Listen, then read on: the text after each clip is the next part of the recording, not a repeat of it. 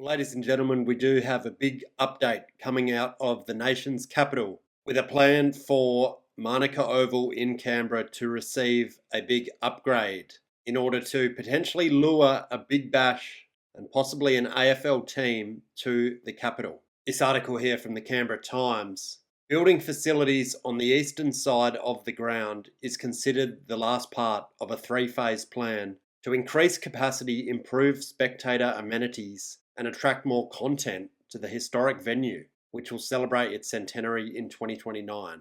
So we don't have renderings yet, but what this will be doing is removing those temporary orange stands that they did put up when the GWS Giants began playing games in Canberra, and they will be replacing it with presumably a much larger grandstand.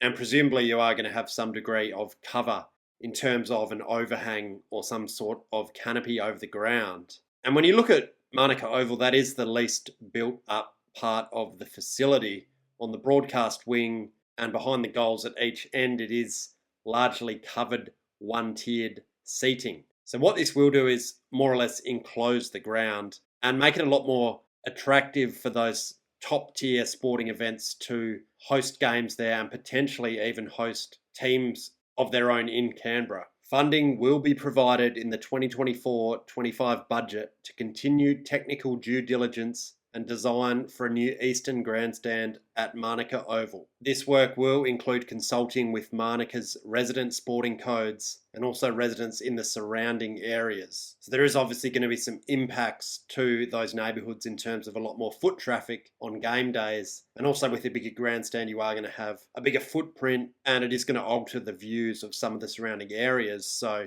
you do generally get some NIMBYs who come out and say, look, this will devalue my property or it's going to ruin my view. So they are giving plenty of notice in that regards. Now, the interesting part of this development is this: the venue capacity for Australian football matches will increase from about 14,000 to 20,000, and cricket will jump from about 11,000 to 18,000 when the construction is complete. And we know for cricket, the capacity is generally lower because of the sight screens and those big sheets they do put at either end of the ground for the batsmen to be able to see the ball. And these upgrades have been in the works for more than a decade after staged upgrades were flagged back in 2013, and that was largely due to hosting the Cricket World Cup in 2015 and also 3 AFL games a year for the Giants. The Eastern upgrade was the final step and was expected to cost at least $24 million. Given construction costs have increased significantly, that figure is expected to at least double. And yes, of course, we do have to factor in inflation too, given how high that is. So probably is around a $50 million renovation at least, I would say. And you compare that to Leichhardt Oval that we talked about in a previous video, fairly minor works happening there. And that was budgeted for $40 million. So I think this could potentially be $75-80 million, depending on how big the stand is. But of course, we don't have renderings yet, so it is a little bit hard to tell. The challenge for the government will be trying to keep some of the old school charm that makes Manuka Oval so great. Sitting on the hill to watch cricket or the GWS Giants, particularly in the warmer months of the AFL season, is a treat for sporting fans. Definitely this is more of a cricket thing. I've talked about this in other videos, especially in my stadium ranking video. I did mark stadiums that do have a lot of grass banks down,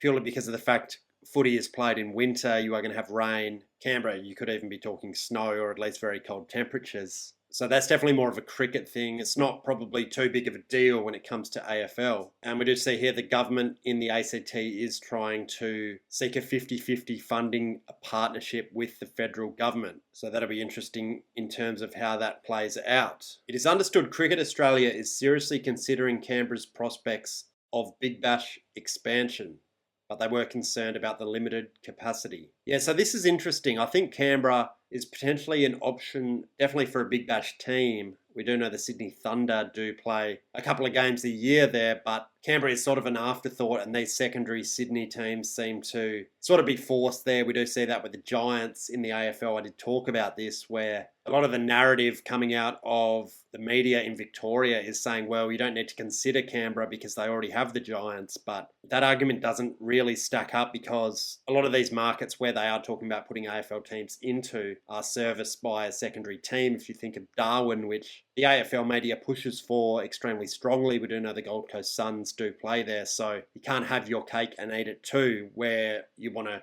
rule out Canberra but rule in Darwin, if that makes sense. And the Big Bash currently is at 8 teams, so it's interesting, do they go to 10 or do you relocate the Sydney Thunder potentially to the ACT? We know they have struggled in terms of attracting a crowd in recent years, but for a lot of the Thunder's history, they have been a pretty average team. You might remember it did take them the best part of 2 years before they won their first game. And that is unusual when you think of T20. It is sort of more finely balanced. You think about the USA beating Pakistan in the World Cup over in America that's just occurred. But certainly 20,000 for a Big Bash team is fine in terms of capacity. That would be bigger than Blundstone Arena, probably not too different to NG Stadium or whatever it is called, the Giants, GWS's stadium where the Sydney Thunder do play now. And realistically, for a Canberra AFL team, I think 20,000 is about right. We know the new stadium in Hobart is going to be 23,000. Hobart is a smaller city than Canberra, but you are probably going to have some more fanatical support. So 20 to 22,000 I think is fine. For an AFL team, we do see that with the GWS Giants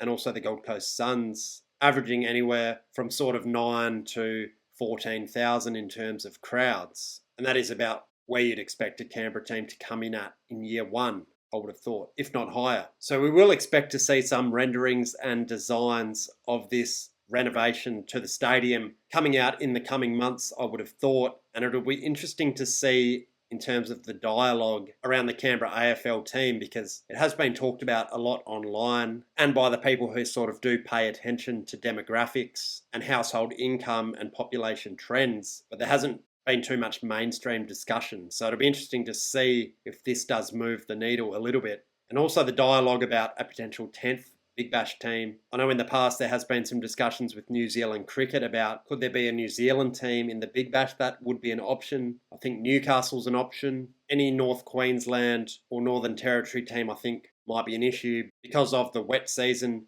in that part of the world over what is the summer months in the southern part of the country. So really I think assuming Canberra would be the 9th team, it'd be a discussion between Newcastle and potentially New Zealand in terms of a 10th Big Bash team. But anyway, guys, that's just about going to do it. I did just want to cover this because it is an interesting development. And maybe when we do get some renderings and designs, I will drop another video about that. But thanks for watching and don't forget to subscribe.